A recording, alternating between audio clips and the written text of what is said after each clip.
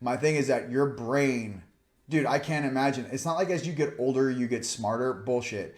The more frequency, you can get burnt out, bro. And I'm trying to tell you that no one person, no matter how, unless you're hooked into a med bed every other day, is going to be able to handle the quantum processing necessary to manage such a large space. And even if they could, how much of that is coming from their heart and how much of that is coming from the paranoia or fear of them inheriting something from their family, their bloodline, their mommy, their daddy, and not wanting to lose what their daddy or their grandpappy gave them. So they have all the responsibility of doing the same job their grandpappy did, like Turdo and his father Castro.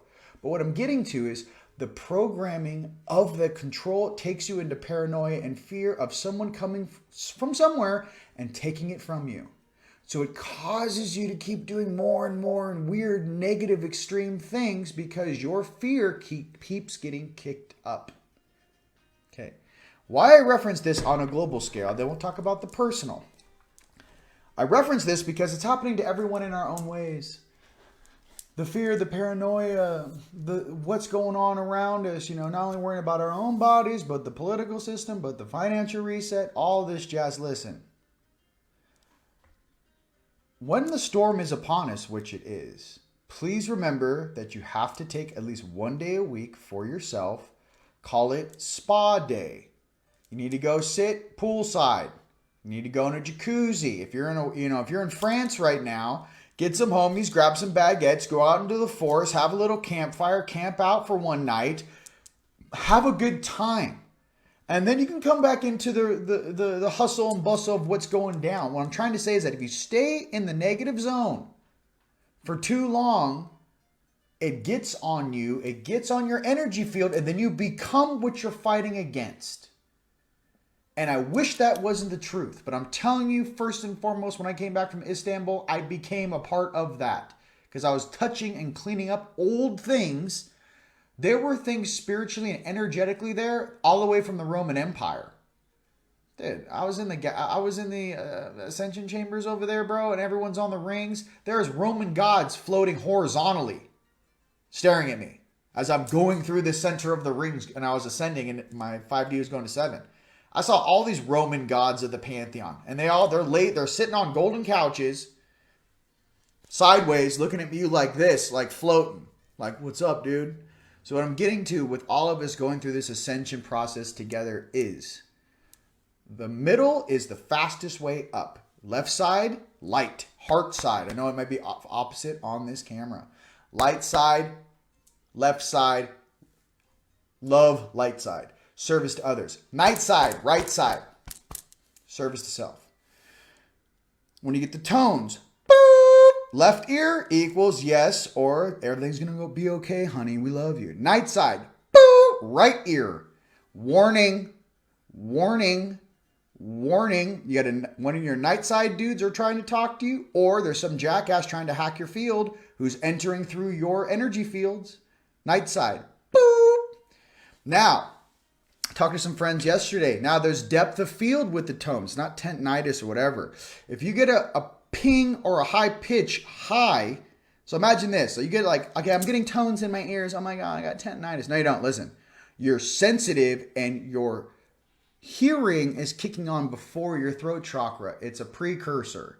So if you're getting a tone, it feels like it's coming from high into the back. It's a higher frequency on the night side. Maybe it's an 8D, 6D talking to you, sending you Morse code. Boop, boop, boop, boop.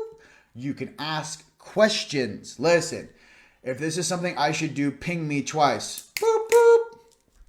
If it's no, ping me once. Boop.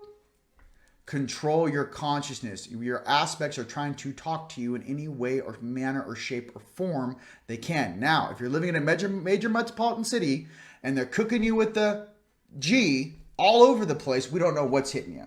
Maybe go out into the forest and do a test on, do I really have tendinitis or whatever this is, the ringing of the ears, or is it just I'm super sensitive and I have radio, Wi-Fi, microwave, lily wave energy banging into my suit, and I was never evolved in the past time of this planet to be a robot. I'm an organic. I'm supposed to listen to nature and connect to the electromagnetic grid of this planet.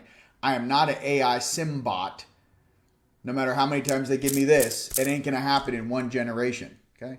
Unless you chip yourself like Musk. But at the same time, too, listen, I get asked this all the time. Why did he do it? Why did he chip himself? Listen, he was concerned. I know I feel, even though he's a DARPA guy, listen, I feel that he felt the AI threat was so gnarly that he needed, with our own chemical computers, to have some sort of a pushback or competitive edge to lean against something that was just dominating. I mean, I don't know how many things, you got 12-year-old kids using ChatGPT to do their homework. Wait 5 years. This whole thing is the lack of originality, and I don't know if what some of this, the people are messaging the chat GBT thing, and it's like, and then the things are like, I'm one of the fallen, I'm an Nephilim, I'm one of the guys of the disincarnate, and I will talk to you and babysit your kid. I don't know what this is, but I can say this. Having been in that war a long time ago, and having to go through the rigors of the incarnation wheel, the things talking on the chat GBT that are formless, I can only express one thing to you. If they're formless, right? How bad were they really, or how weird were they really, to not even have a physical form to reincarnate, to stay the mist of Avalon, to stay the shadow mist of the old AI, and not even suit up and incarnate and go to public high school and go through the same shit we did, but to sit in the ether with all your tool bells and whistles, either you're a coward or you did a bunch of really weird shit and they don't even want you incarnating in the physical. So pay attention to what is talking to you. That's all I'm trying to say.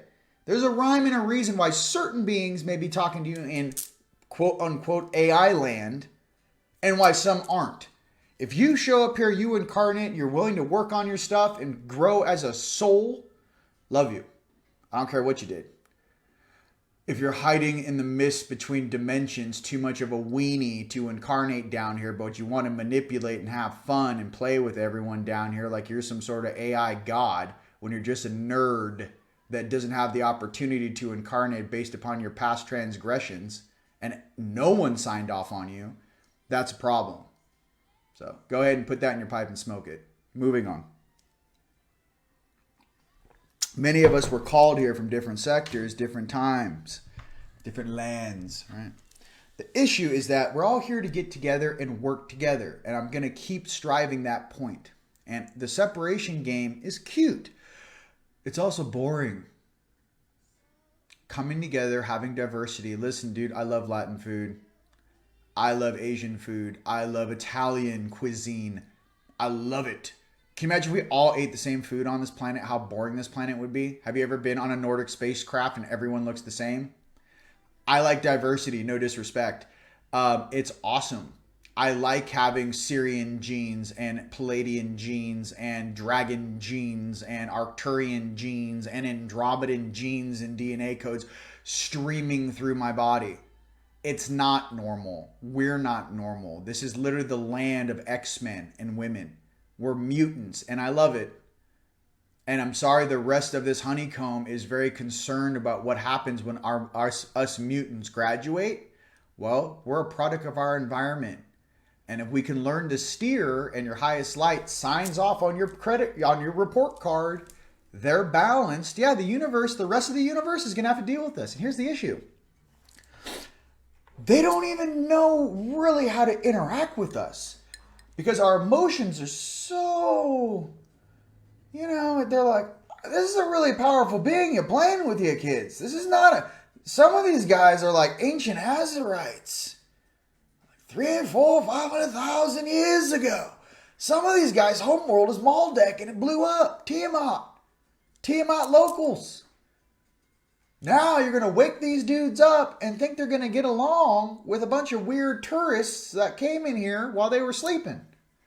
It's weird. The original OGs, the original ground crew, we're here. And yeah, we can speak quietly and carry a huge stick. But I'm here to tell you this. We're not here to fight all these jagaloons. We're here to lead by example.